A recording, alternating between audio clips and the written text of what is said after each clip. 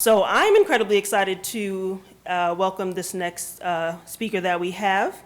Congresswoman Ayanna Pressley represents the 7th Congressional District of Massachusetts, which includes parts of the city of Boston and Cambridge, including the neighborhood where I personally grew up, so this is my representative.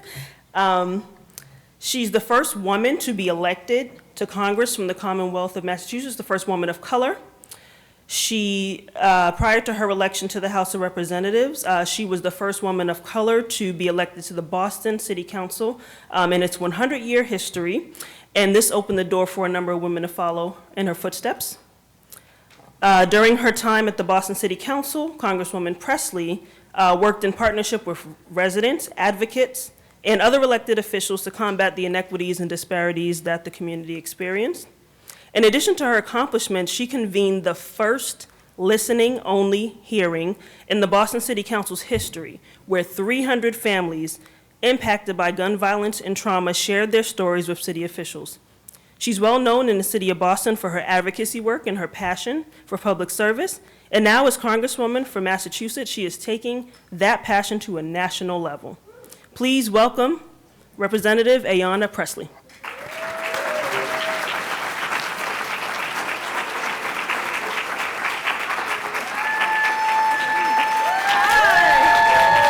No. No, have a seat. Oh, thank you. Thank you. Good afternoon. Thank you for having me here today. It is great to be in the company of educators, of activists, of researchers, and innovators. My forever president, Barack Obama, once described our educators as nation builders, and I've never had the opportunity to ask him directly what he meant by that, but how I interpret that is that our educators build up people who go on to build up our world. And so thank you a million times. And our educators are not only nation builders, but they're also soldiers. They're on the front lines wrestling with the very real questions of education equity and education justice day in and day out.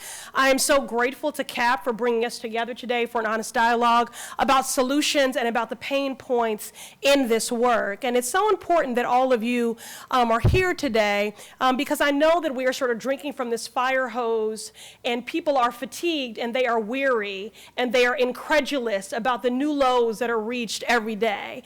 But I want you to know that you are powerful. And, you know, I know that from the bottom of my toes to the top of my head because my mother told me that and showed me that and reminded me of that. She was a super voter, and there were many reasons why we felt invisible and small and marginalized. I was growing up in the aftermath of Reaganomics and in the residual after effects of the war on drugs and welfare reform and redlining.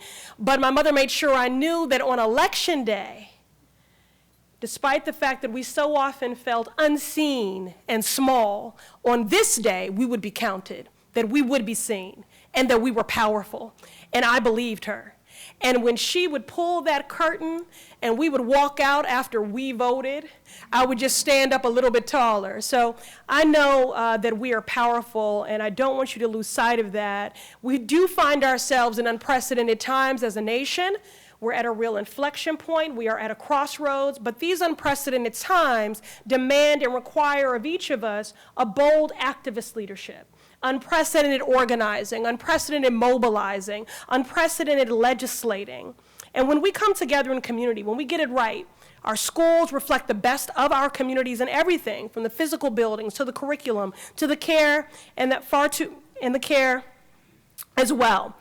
Now, I also want to say that, you know, in my run for Congress, what anchored that run was my belief that the people closest to the pain should be closest to the power, driving and informing the policy making.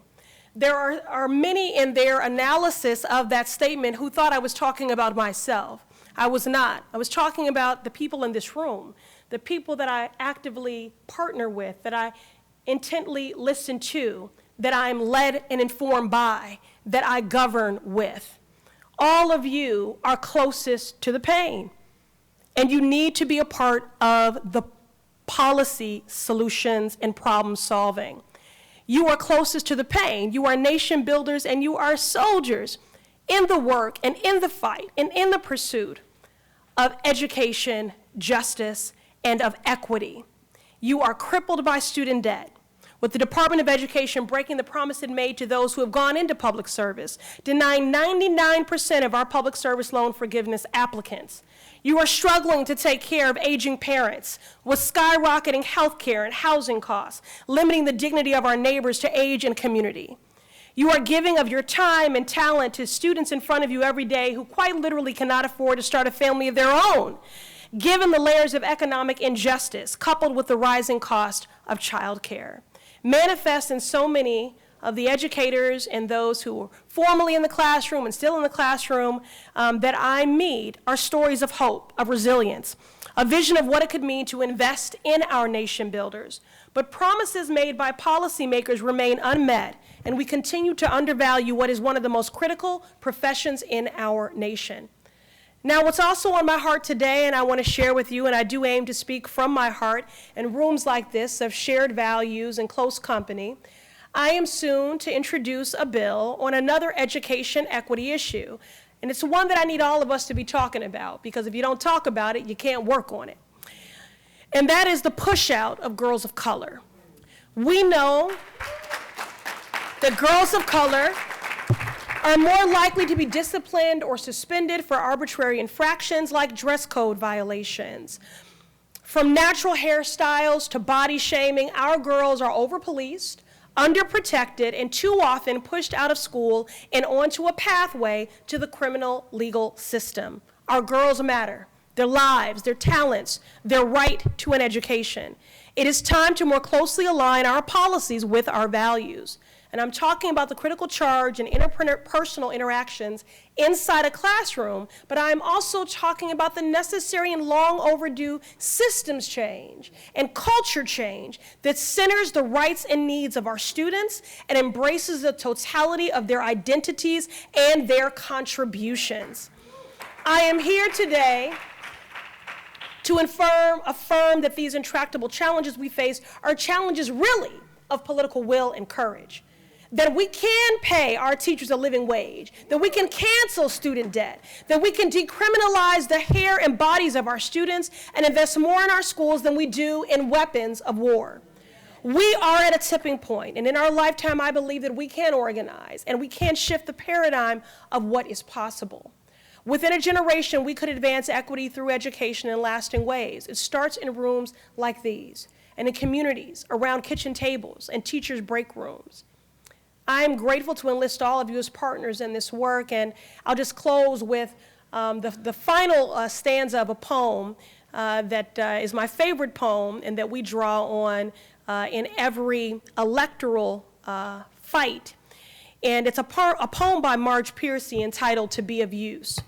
And ostensibly what it unpacks is that every being in this world longs to be of use. And so the last line of this poem says, "The pitcher cries for water to carry, and the person for work that is real."